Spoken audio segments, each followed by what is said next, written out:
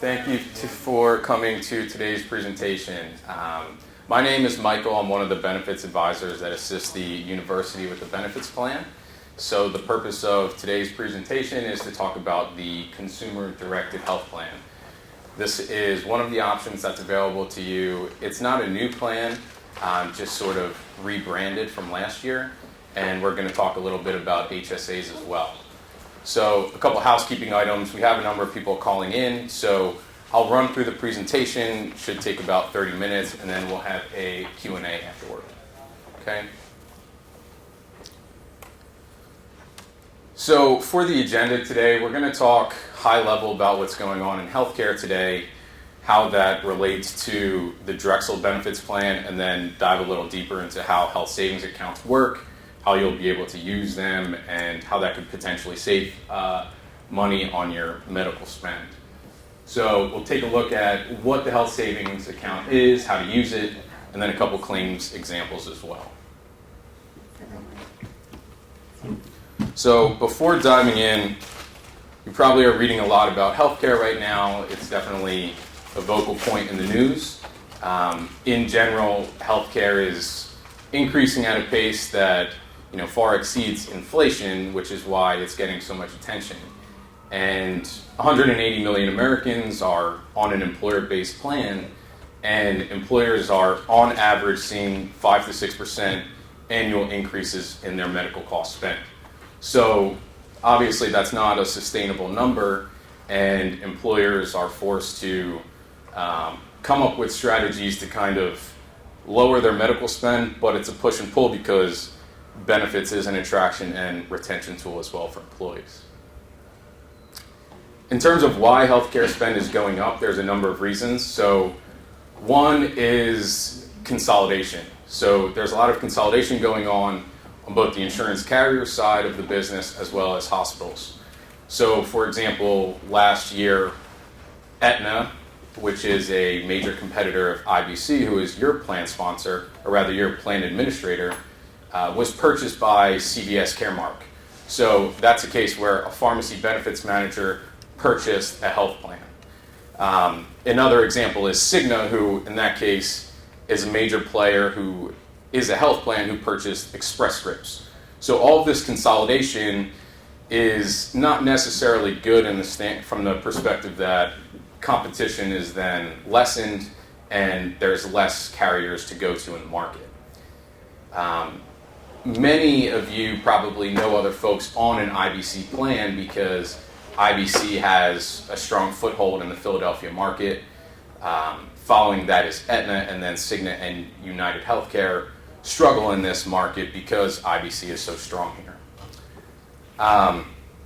In addition to that, as I said, there's consolidation on the hospital systems front. So soon Jefferson is probably going to own half of the hospitals in Philly, and it's just going to be a matter of Penn and Jefferson. So you have a couple of the Pittsburgh hospital systems trying to get competitive and make their way into the Philadelphia market. University of Pittsburgh through Tower Health has moved into Reading, and they're just making their way east in this part of the state. So a couple other things. You probably hear specialty drugs. That's definitely a main cost as well. So what a specialty drug is just a drug that it's intended to cure or solve a disease that is very rare. So an example is a new drug that just came out called Zolgensma, and this drug cures spinal muscular atrophy. So children born with SMA typically have a lifespan to age 2, but with this drug, it's a cure. So it's a great thing. The con is the drug costs $2 million. So it's those types of things that are coming to the market, but they are very expensive, and plan sponsors are dealing with that cost every day.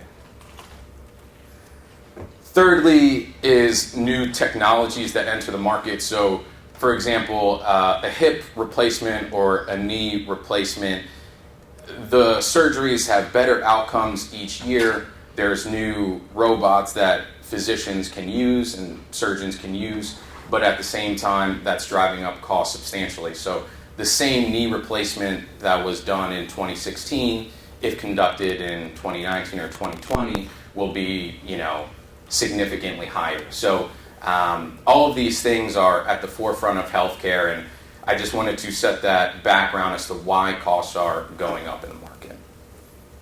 Okay. So now you go to your specific plan. Drexel offers you a number of options. The first is the PPO High plan. This is the most expensive plan, but throughout the year, you're paying the highest amount of premiums, but when you go to receive medical services throughout the year, you'll pay the lowest amount out of pocket at that time. Then is the PPO Basic, then the Keystone POS, and then what we'll focus on today, which is the Consumer Directed Health Plan. But before getting there, we can't really focus on that before looking at the other options available to you. So the PPO and the POS are both good options. The main difference is that a POS is what's considered a point of service plan. So you, one, are subject to the IBC network in the local area. You will have to get a primary care physician or a PCP, and they are what's considered a gatekeeper of your plan. So, for example, if you got poison ivy on your eye like I did this week, you couldn't just go straight to a dermatologist. You would go see your primary care physician, and they would refer you out to the dermatologist. So that plan is less costly in premiums, but you're giving up a little bit of flexibility with which specialist you're able to go to. On the other side, a PPO is just access to the full spectrum of Independence Blue Cross doctors, and if you were to leave the Philadelphia area, you would have access to the Blue Card network. So even if you have a child who's in college out of state, they will have a network of providers wherever they are because you'll have access to their Blue Card network across the country. So it doesn't work that way with the POS. If you're out of network, your options are very limited. Say you're on vacation in California, you would likely be hit with out-of-network bills if something were to happen on that trip. So now that brings us to the Consumer Directed Health Plan. The Consumer Directed Health Plan offers the same network as the PPO, so you can still have the flexibility to go to the specialist that you want to go to. Some of the advantages are that it's coupled with a health savings account. So you're not able to get a health savings account unless you're in the CDHP plan. So what is a CDHP? What makes it unique? It's a qualified high deductible plan, and the IRS makes that designation. So with the other three plans, the two PPOs, the other two PPOs and the POS, you'll go receive care on day one, and you may have co-pays for various services, or you'll have a co-insurance split for certain services. With the CDHP, you can only have an HSA if every service from $1 until you hit your deductible is out of pocket. So there's no cost share until you hit your deductible. Once you hit your plan deductible, which is $2,000 for individual, $4,000 for family, then co-insurance kicks in. So this plan has lower premiums because you're going to pay more out of pocket, but at the same time, you get the advantage of a tax advantage savings account that will go into detail. Additionally, automatically, Drexel will contribute to your HSA account each year, so you're not only getting a lower premium, but then if you're signed up for the CDHP as a single only, you'll get $500 every year, and then $1,000 if you cover at least one dependent. Okay. So a couple other things there.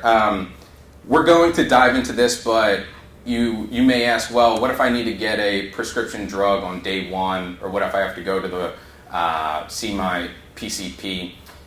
You have to look at the cost of the actual service. So you may go on day one and have to get a drug at your pharmacy, and you'll pay the full cost of that drug. So it may be $80 or $100. You're going to incur those costs until you hit that $2,000 mark.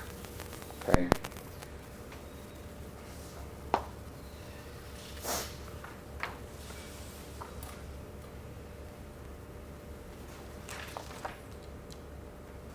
So what is an HSA? As I said, there's contribution limits, so Drexel's automatically going to put $500 in if you're single only, $1,000 for family. The cap is $3,550 based on the IRS code, so if Drexel puts in $500, you would be able to put in another $3,000. Similarly for family, if Drexel puts in $1,000, you could put in $6,100. For those that are age 55 and older, you can put an additional $1,000 per year into your HSA. And really, a lot of the times you'll probably hear someone say, I'm in an HDHP plan and I went and got a service and it cost me $200 or $500, and they'll say, my plan is terrible. But the flip side to that is that they're probably saving significantly on premiums. And what you have to do is you have to take that premium savings, put it into the HSA so that you have that money in case a rainy day comes along and you have these charges. Okay? And a lot of times you'll hear someone describe an HSA as triple tax advantage. So the money comes out of your payroll directly into the HSA on a pre-tax basis. Interest can be earned while in the account on a pre-tax basis, and then withdrawals for medical expenses are not taxed either. So that's really where the savings comes into play. You're not going to be taxed as long as you use the funds on medical expenses. In terms of what the transaction looks like, you'll get an HSA debit card. So, for example, I bank with TD. I have a debit card and credit card with them. And then I'm in my employer's HSA plan. So I have an HSA card through another bank. And when I want to go incur services, it's a simple debit transaction out of my account. So I have similarly an online setup where I can go on and I see how much money is going into the account, what debits are coming out. It's very similar to a regular debit account. So you may also hear people say, well, can I take the funds with me next year? You absolutely can. So this is a personal account that's for you. All of the funds that you put in each year and Drexel's contributions accumulate each year, and you can carry that into the following year. A couple other advantages to the HSA. So it's portable. If you were to leave the university, those funds come with you. Whether that's taking another job or retiring, anything like that, you should look at these funds as your funds. There's not really a scenario where you lose them. Rollover benefits. So a lot of times you'll see someone compare the HSA to the FSA, which is a flexible spending account. They are different. So with the flexible spending account, you're able to have an FSA with more plans, but the con is you can only carry over up to $500 per year. So that's not the case with the health savings account. Another thing is you'll hear people use the HSA as a retirement savings vehicle. So the money, as I said, is growing interest-free. So, for example, I just put $25 per pay into mine. You can put more and you can put less, but over the years that will grow tax-free. And once you hit age 65, you can use the funds for even more medical services. So if you retire and then you want to go on Medicare, at that point you can use the funds that you've accumulated in your HSA for Medicare premiums.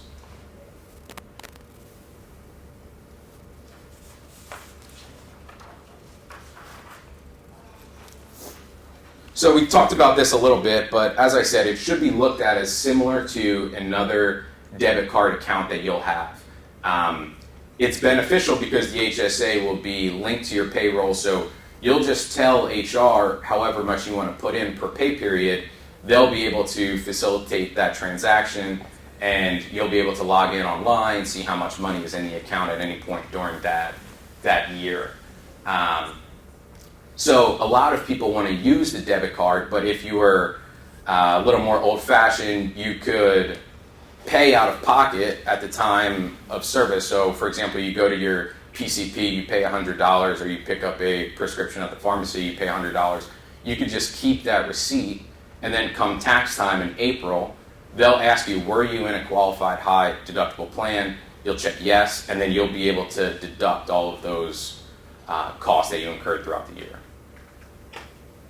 I think the debit card is just a little bit easier, but that's an option too.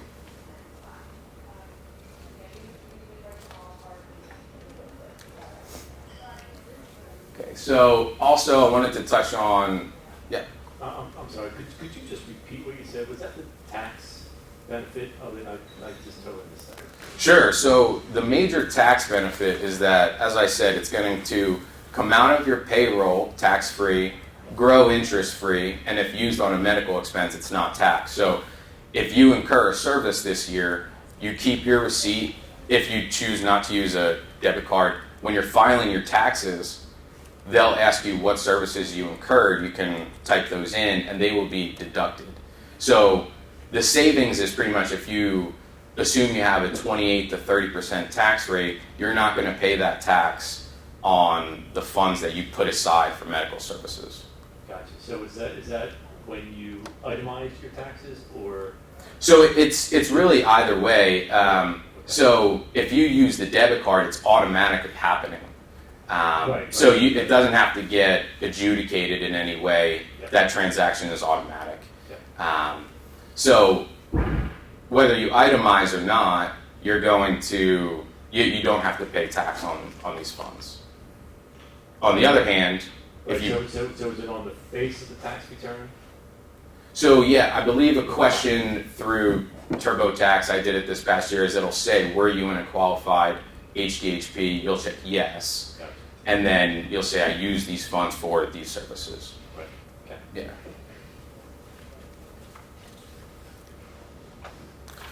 So as I said, there's two savings vehicles out there that you'll hear a lot, flexible spending versus health savings. The flexible spending can pretty much be paired with any medical plan. The health savings account is unique in that it can only be paired with a qualified high deductible plan. So it has a lot of advantages, the main ones being that the HSA is portable. So as I said, year to year, you carry over funds, you take it with you, whatever your job is. The FSA is, you're putting funds in there. You have to pretty much guesstimate how much you're going to use in medical services that year, and if you're off, you may lose some of those dollars at the end of the year. So as I said, there's no use it or lose it type provision. You'll have a banking partner, and the FSA, as I said, does have to be substantiated. So if you swipe your FSA card, there's going to be a FSA partner in the background saying, all right, this was at a doctor's office, this is probably okay, or it looks like he bought something at Best Buy, this is not okay. So that process is more automatic on the HSA side. Okay. So that's a lot of information. We're going to go through some claim examples on how this actually works in practice. So this first example is of an employee only in the CDHP versus the Keystone POS versus the PPO Basic. So just to get our bearings with this chart, on the left you have the services incurred throughout the year. The billed medical cost is how much it costs, and then it's your cost by plan. So these are actually your copays for all three plans. So the CDHP, similar to your other plans, covers preventive medications and preventive work through the ACA. So you see, if you go see your doctor for your annual wellness checkup, it might cost $150, but under any plan you're in, that's considered free. So that's not an ACA rule that still applies to the CDHP. Then let's say you go and have a sick visit with your primary care provider. So a typical primary care visit costs $130. With the CDHP, as I said, you pay full cost, so you'll pay $130. With the Keystone POS, you have a copay where you only pay $20, and similarly in the PPO Basic, you have a copay where you only pay $20. So then you go see a specialist. A typical specialist visit may cost $160. So under the CDHP, you're going to pay the $160, but for the Keystone plan, there's a $40 copay.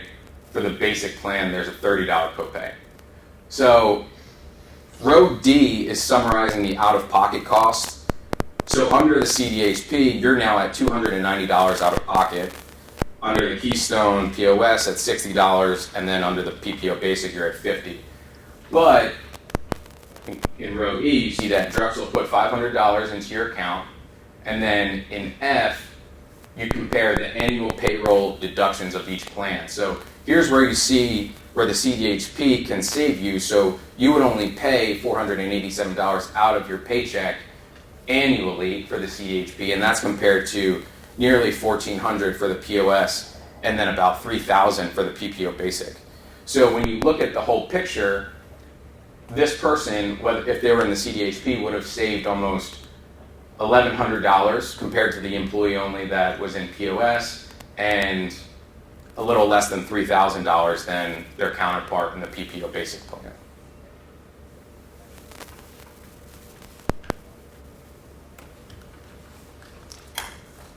So now we're also looking at an employee-only coverage here, but we're looking at a worst-case scenario where you have that bad year where you were hospitalized and you're going to hit your out-of-pocket maximum. So we'll look at the differences here. So again, on the top, your preventive visit is considered free under all three of these plans, so there's no out-of-pocket costs. Sick visits, again, you're going to pay the $130 with the CDHP, $20 for POS, $20 for basic, and then for the specialist visit, you're going to pay the full $160, and similar to the last page, $40 for the specialist, $40 for the specialist in POS, $30 for the specialist in PPO basic. So now, let's say you went to the ER 3 times. So a typical ER visit is going to be $1,200. So in this case, under your CDHP, you were charged $3,600, but the Keystone POS has a $100 copay for ER, and so does the PPO Basic. So in that case, that person is only paying $300 total for the 3 ER visits. And that's a good point to stop. So even though you're paying full cost, you're paying off the discounted rate that IBC has negotiated for you. So there is still an advantage of being in the plan, and you are getting the benefits of the discounts. So for example, I know it typically doesn't work this way in practice, but if you were to go to the ER without insurance, that does cost more like $4,000. But then the network discount can bring it down to $1,200 or a little bit less, depending on where you're going.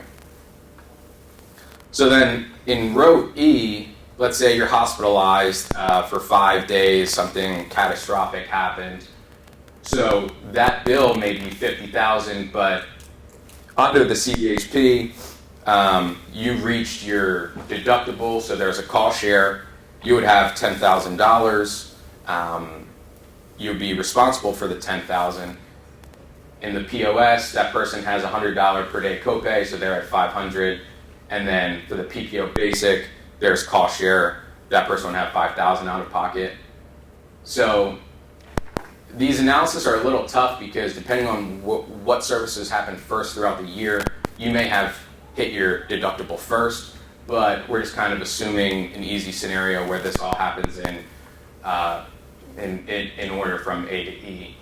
So when we add up the out-of-pocket cost, the CDHP you see is at $6,450, so that's because that's your out-of-pocket maximum. So this person, although these services were very expensive, you still have an out-of-pocket limit. So under no scenario does the employee only and the CDHP pay more than $6,450. So then the person in the POS, you add up their services, they're at $860. The PPO person has a $2,000 out-of-pocket maximum, so they're capped at $2,000. And then you take into account Drexel's HSA contribution, and then the annual payroll deductions. Under this scenario, the CDHP person does lose out compared to the Keystone POS and the PPO Basic. But you have to consider that in someone's 30-year career, it's expected that you'll hit your out-of-pocket maximum once or twice. Now that's obviously an average, only you know what type of medical expenses you're incurring each year.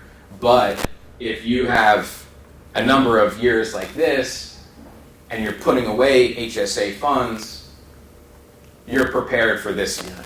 So I don't want to sugarcoat it. It's not like you win in this scenario every year. But out of 5 years, if you have the one bad year, it probably still comes out even, if not on top, with the CDHP. But again, I recommend you look back on, say, the past 3 to 5 years, what type of medical expenses you've been incurring. Only you really know what that cost is. But I do think this chart is useful, and you can kind of add in your own services and see what's best for you. So in that bottom line there, in the yellow, those numbers are after-tax dollars. Yes or no? Right. So Yes. your payroll deductions are tax-free, Yeah. and your out-of-pocket expenses are not taxed. Yeah. Right. So if you make a certain amount of money and say you make $10,000 and you're allowed, when you itemize your taxes, you're allowed to deduct 7.5% or above 7.5% of your spending for medical expenses. That could be included in that. Is that right? The out-of-pocket, not your premiums. Correct, the out-of-pocket. Right. Yeah, So the yellow so line.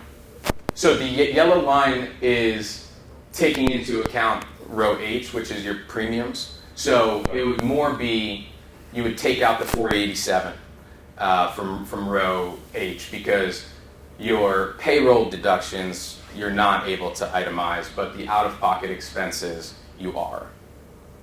Gotcha. Yep. Yep. So, and also in this scenario, we didn't take into account you adding to the HSA. So if you put another $1,000 in, that's additional savings that, in this case, the 6450, if you had another $1,000, you're saving maybe, as I said, assume a 30% tax rate, a couple $100 there. That's also before we take into account, so, when we look at the whole program holistically, Drexel is, kind of getting you started with funds in the HSA. You can contribute, but then if you do the wellness initiatives as well through Health Advocate online, you can get another $400. That's not tax-free, but still, they're kind of helping bridge the gap between first dollar and the deductible limit. I'm not sure if I'm confused about this, but with regards to taxes, I thought you could not declare, like if you have out-of-pocket expenses, because it's like double dipping with the CDHP. Am I So confused or? if you put the money aside for out-of-pocket expenses, then it's not double dipping, and you can write off those expenses. So say you put $1,000 into the HSA and you incurred $100 worth of cost. $900 just stays with you, but the $100 is already tax-free, if that makes sense. So you're not going to pay taxes on that $100 because you used it on a medical expense. Does that help? No. Okay. So in terms of it being double dipping, can you clarify what you mean by that?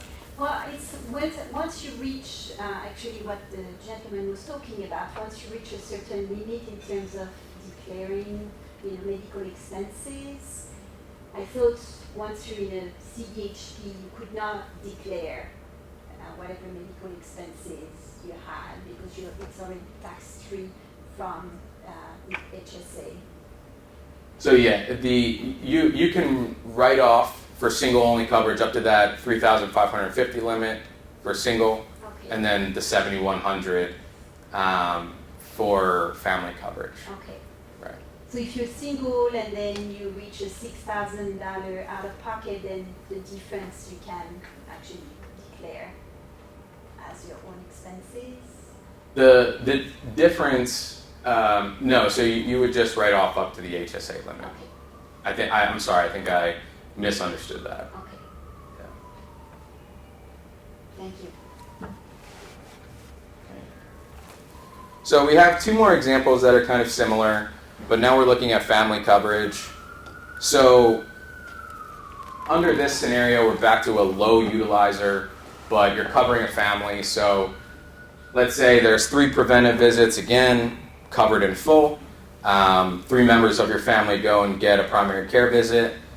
Under the CDHP, that's going to be $390 for all 3 visits. And then for the Keystone POS and PPO Basic, you're only at $60.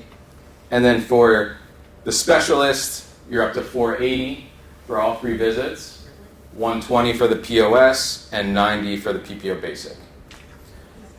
So now we add up the out-of-pocket, but in this scenario, the difference is that Drexel now gave you $1,000 instead of $500.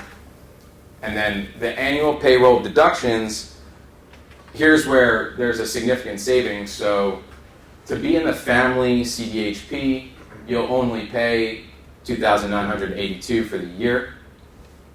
If you want to be in the POS, it's $6,207. And then there's a huge jump to the PPO Basic of $18,600. So if you're in family coverage, it's going to be pretty tough to lose out compared to the 2 PPO plans, because the premium contributions are just that much greater. And people may get used to just, oh, I've been in the PPO for years, this is how much comes out of my check. But this is how much money you're potentially leaving on the table in a good year where you didn't incur many medical expenses.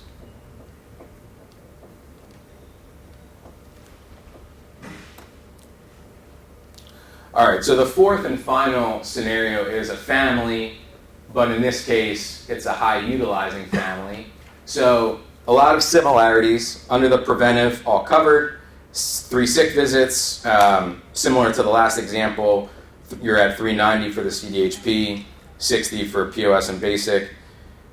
Row C is similar to the last example. We're at $480 for CDHP, $120 and $90 for the POS and PPO respectively. And then we're back to having a couple ER visits. So 3 ER visits for the family, you're at $3,600. And then the Keystone POS and PPO Basic, you're only at $300. Then hospitalization occurs. Again, you're kind of capped here with the CDHP, but the POS is the most advantageous plan if that were to occur. You would only have $500 out of pocket. And then the PPO Basic, you're at $3,550. Add up the out-of-pocket. So now the CDHP out-of-pocket max for a family is capped at $12,900. You didn't reach your out-of-pocket max for the POS, you're only at $980.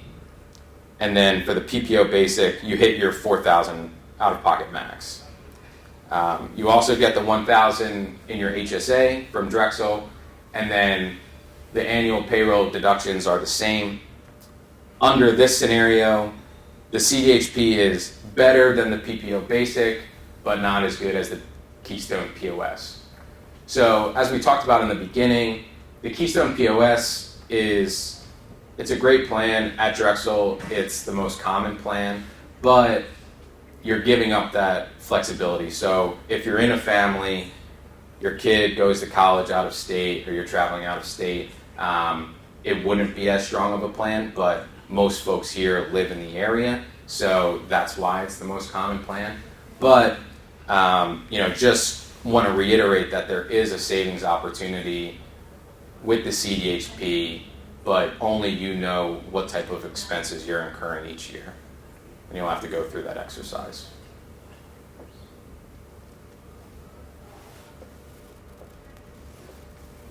So I also have here eligible expenses.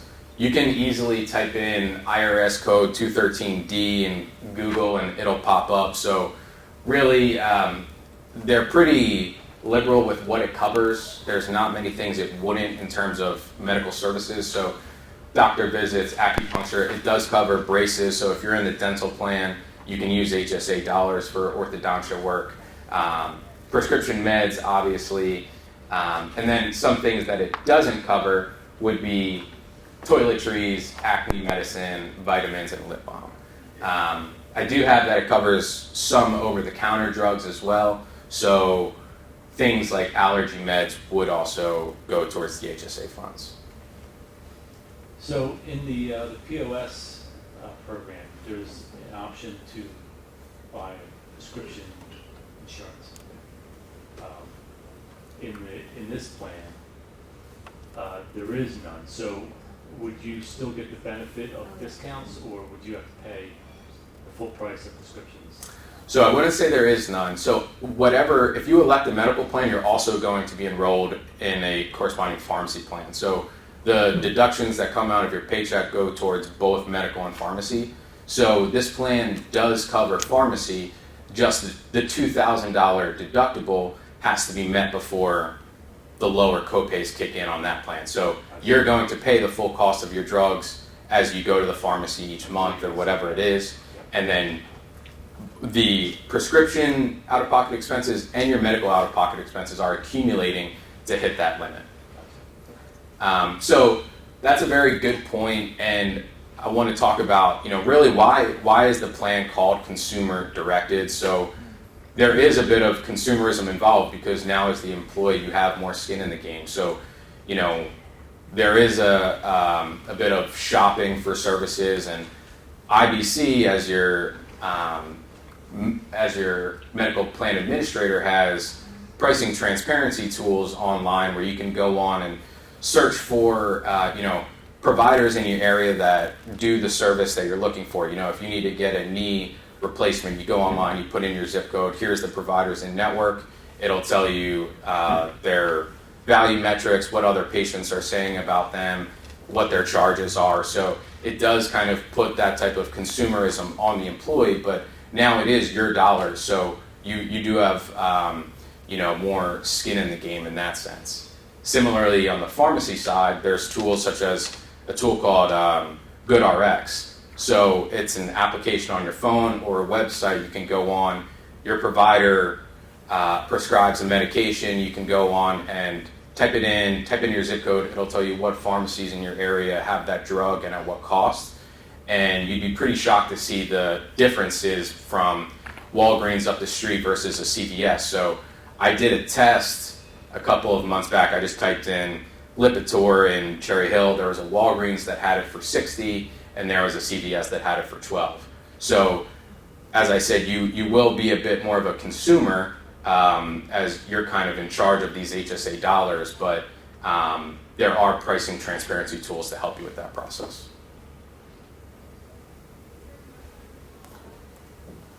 So with that, I'd like to open it up to questions to anyone in the room as well as anyone online as well. Yep. In terms of the network of providers, how does the plans compare? Because I realized that with the HSA account previously, you have what they are calling tier 1, tier 2, tier 3 providers. And the tier 1 providers are pretty much very limited to Drexel Net University system. And they do not have too many specialties and things like that. So when you go out across the road to maybe mind medicine, the next block is seen as tier 2. And how does the premium work for those various tiers for the consumer directed plan? Great. Yeah, so that's a great question. He asked, how does the network compare? So as I said, the CDHP is the same PPO network as your PPO Basic and your PPO High. If we step back for a second, if you compare your 3-tier network scenario to another employer, it's going to be different. So most companies have tier 1 and tier 2. If you're with IBC, you have IBC's network or you go out of their network. Drexel is unique in that they historically partnered with Hahnemann. Moving forward, they'll have other partners for that tier 1.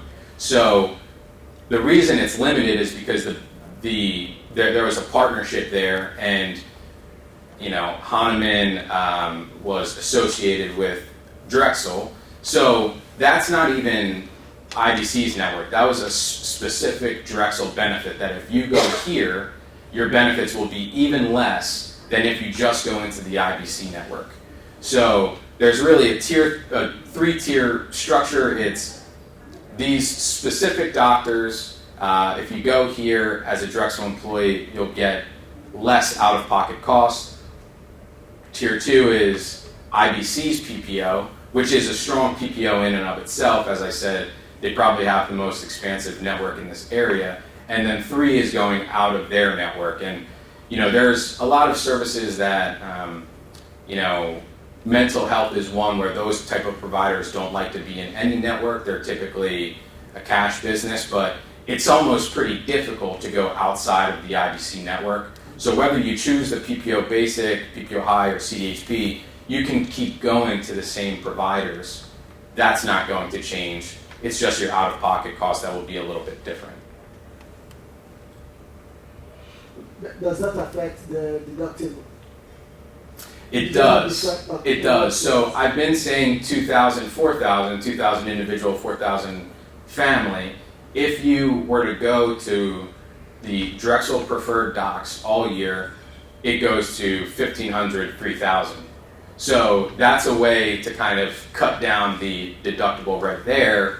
As a Drexel employee, you have that advantage of lowering your deductible even further, but you have to stay within that very, I don't want to call it limited, it's just a smaller group of doctors that are your tier 1. So, but do the deductibles, do they overlap? Like if you did the 1,500 with the Drexel tier 1, it counts towards the 2,000, or are they different? It would count towards it, but if you went to an IBC provider who wasn't in the Drexel network, that service wouldn't go towards the 1,500. So if you're kind of going back and forth, there's overlap going from the Drexel specific tier to the IBC tier, but there's not overlap going from an IBC provider to Drexel providers. I have a question from the webcast. Emil wants to know, is direct access testing an HSA eligible expense? Can you say that again? Is direct access testing an HSA eligible expense? Could you confirm what he means by direct access testing? Yeah, I was confused about that too. So while I do that, there's another question from Michael. The numbers you mentioned in 2020 figures for the insurance premiums, contribution limits and deductibles. So are those numbers that you mentioned in 2020, those figures, are they for the insurance premiums, limits, and deductibles? Yeah, so we went through 4 examples. All 4 used the 2020 contribution limits. We looked at the HSA contribution limits for 2020, and then the premiums that we spoke about were for 2020. So I have a question. So you mentioned that for an individual plan, single person plan, the maximum you can contribute to an HSA is about $3,100 or $3,550. Supposing the first year you join this HSA, the CDHP plan, and you have the worst case scenario year. So the maximum I contribute is $3,550. The out-of-pocket expenses add up to, what was it, $10,000? What would I have to pay? $6,450. So 64. So if I only have $3,550 accounted for, I have to pay the other $3,000 out of my pocket. Is that correct? In your year 1, since you Yeah. haven't accumulated Right. other Is that what it funds. is? Yeah.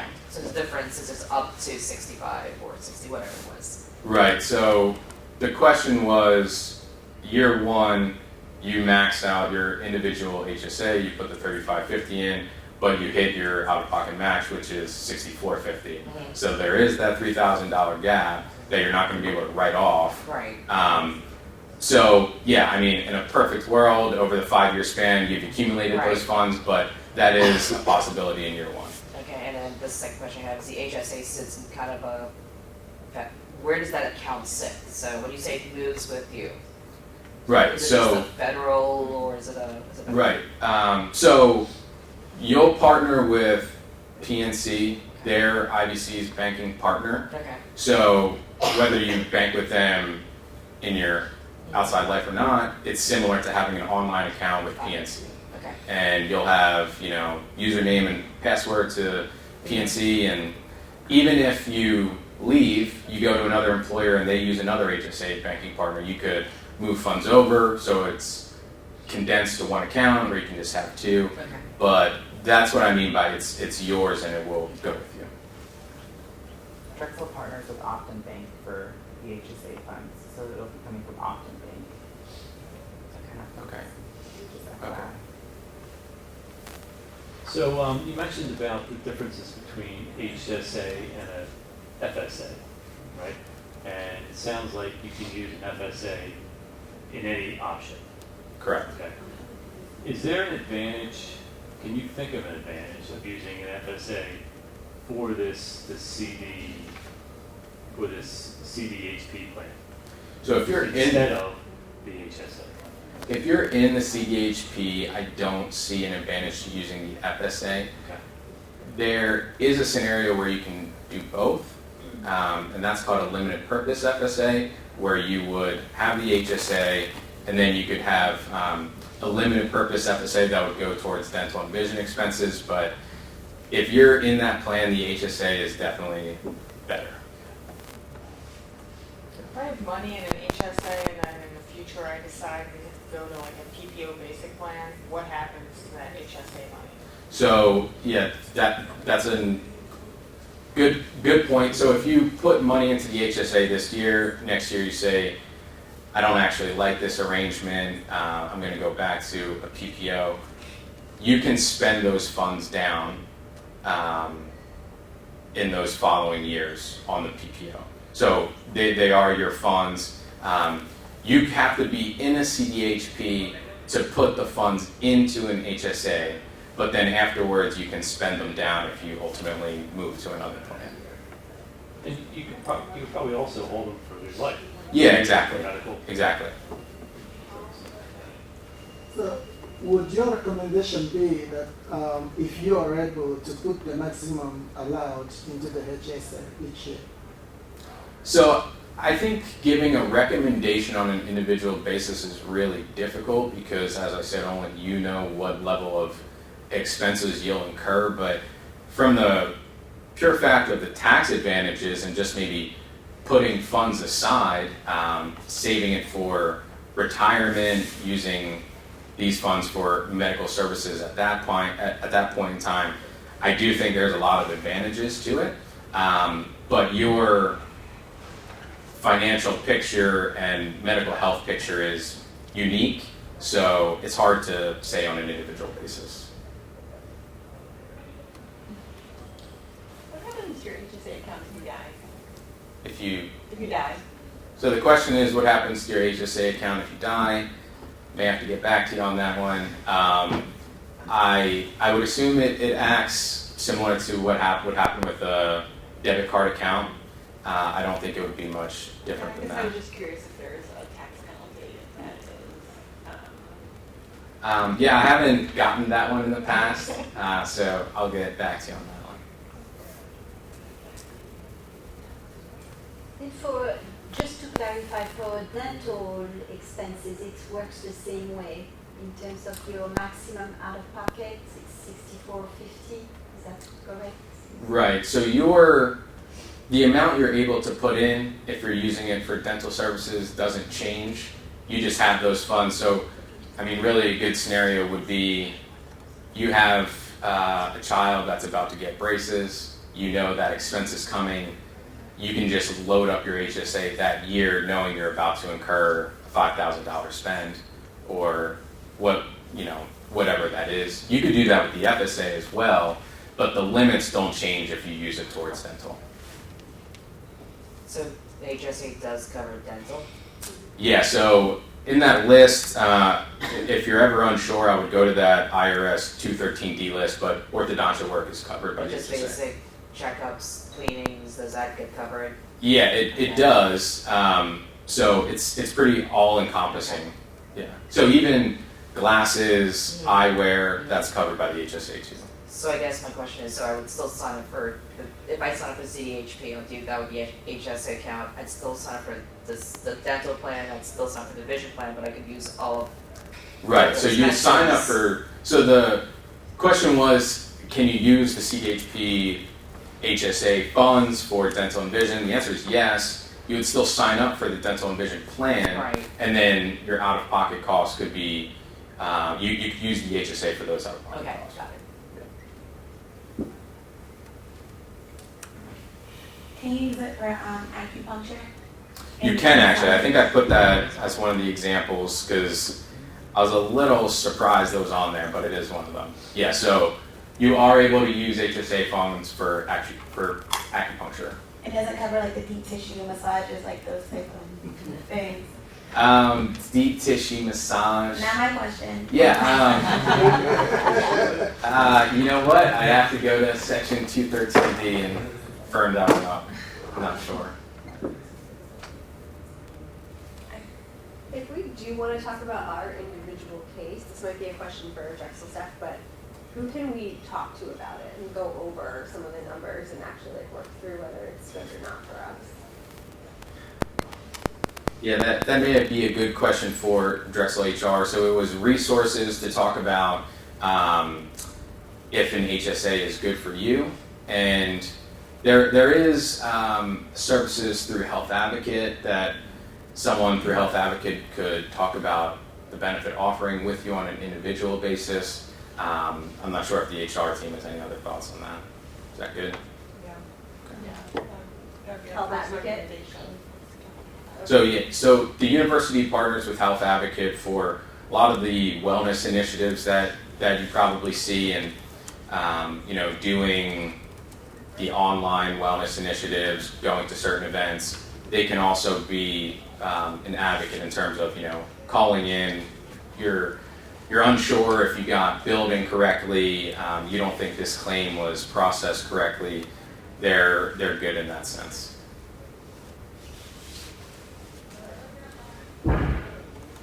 Any other questions? So I know we went over a lot. I believe this presentation is going to be posted to YouTube after. So if you have any questions about that, you can reach out to Drexel HR, but I appreciate everyone's time.